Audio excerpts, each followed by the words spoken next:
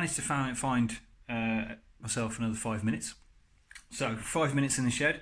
I thought it'd be a good time to come and take some big bits off the bike, ready for strip down. Big bits come off really fast, and it looks like you've made loads of progress. So I thought I'll get that done. Now, I thought first thing to take off would be the petrol tank. Now, believe it or not, this petrol tank still has petrol in it. Now, I don't know how long this petrol's been in there. 10 years, 20 years, I'm not sure. However, inside the tank, it's a bit of a horror show. Alright, so let me show you what I found in here. I don't know how well you can see that, but that's pretty minging. It's a cross between stale old fuel and I guess rust. So that's the cap. Let me just show you the inside of the cap there. Pretty disgusting. Now, before I take this off, I was going to drain the fuel, but I think what I'm going to do is just take it off full of fuel and put it somewhere safe. Now, this thing smells bad. I mean, I know petrol's made out of old dinosaurs, but this really does smell like a fresh dinosaur from Jurassic Park has climbed into the tank, had some dinosaur diarrhea, and then died, and has been rotting in the tank for about 10 years. This is not petrol anymore. It's something completely different. Now, it smells so bad, I really don't think I'm going to get away with pouring this over my neighbour's fence, so I'm going to have to dispose of it properly.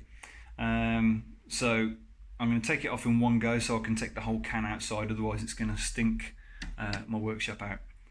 Okay, I guess it's time for a montage with funky music.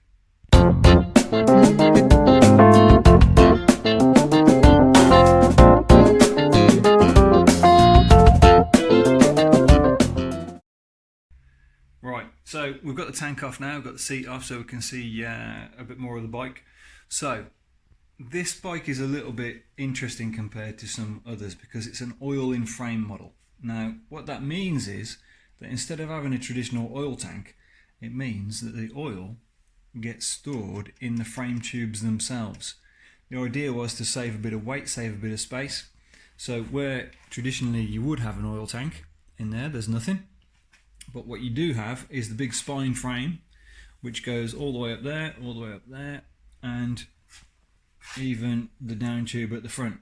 Now that's where your oil's stored. So let's see the cap here, the filler cap here goes just in front of the petrol tank. Now this does actually have some oil in it. I'm not sure how much. I'm going to have to drain that out. So I can show you here. There's one oil line there, which comes from the rockers and the pump down on the engine, and then the other one is, let's move the camera around, is here on the bottom of the down tube. So the oil comes down there and out to the oil pump. So we can see a little bit more of the bike. I think it's probably time to take another couple of big bits off. I think my plan now is take the exhausts off because they're kind of in the way of everything else. So I might just have enough time to do that. I've probably got 5 minutes. Right.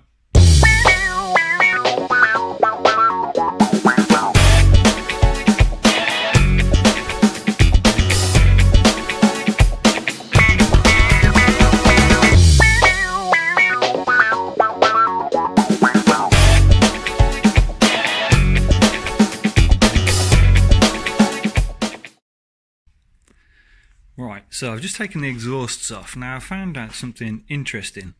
First thing I found that was quite interesting is this is perfectly okay to have a loud exhaust pipe on a pre-1983 motorcycle, which is cool, because they were going to be loud anyway.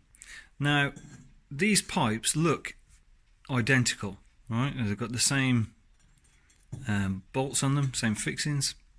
look pretty much identical. However, when I took them off, I noticed something. Now, if I look down the end of this one, you can see the hole at the other end. And if I look down the end of this one, you can see a much bigger hole down the end of it.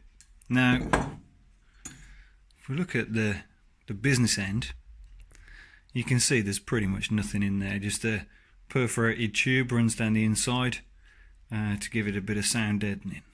Okay, I'm not sure if the video is focusing properly on that. Okay, so that's the end of this pipe. This pipe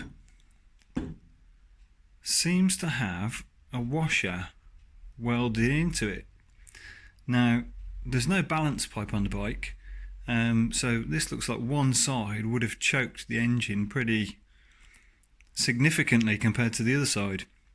I can only assume it's been put in there for noise reasons. I think I might have to grind those welds away and get rid of that. Make them both the same. So if the bike did ever run, it didn't run very well on one cylinder. Okay, so yeah, these are the kinds of things you find when you're working on this old stuff. So that's half the exhaust off.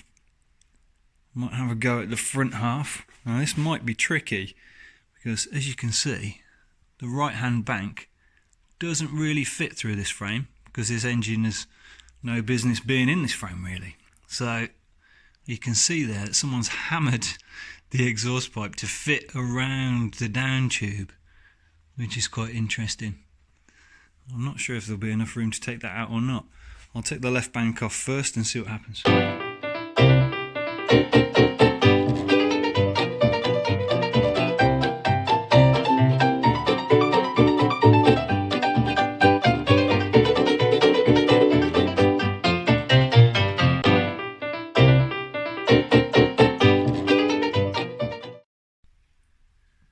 Right, well, so that was interesting. I've taken the exhausts off. We found that the silencers, one of them has a restrictor in it, so that'll need to be sorted out.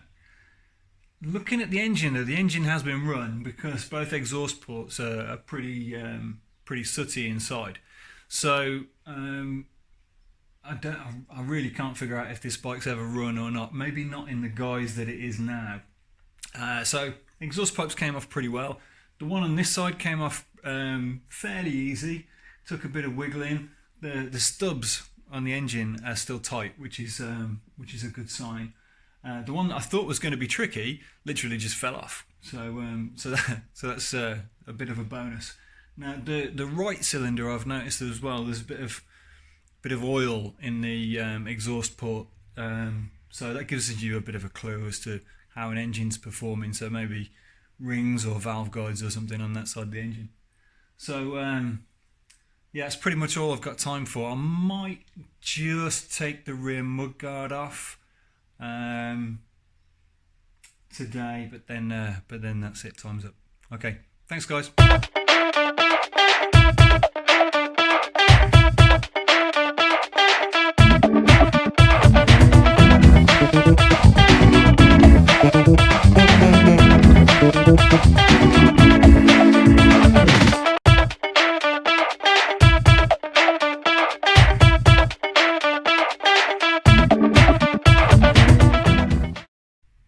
Right, so that's it. Mudguard's off. Found a couple of things. Firstly, there's a mixture of different types of fixing on there. Now the bike's in 1972, so what we'll find is on this bike is everything will be metric apart from the ones that are not metric. And the ones that are not metric will be AF, and if they're not AF, they'll be Whitworth. If they're not Whitworth, they'll be cycle thread. So choosing a spanner is pretty easy on this job, kind of. I also found as well that the bolts that are holding the mudguard on were too long. Now sometimes you can't be too long; it's just not long enough. But when it comes to mudguard bolts, I think we can do better than that when we put it back together. So that's it. Next time we get another 5 minutes, I'll do some more.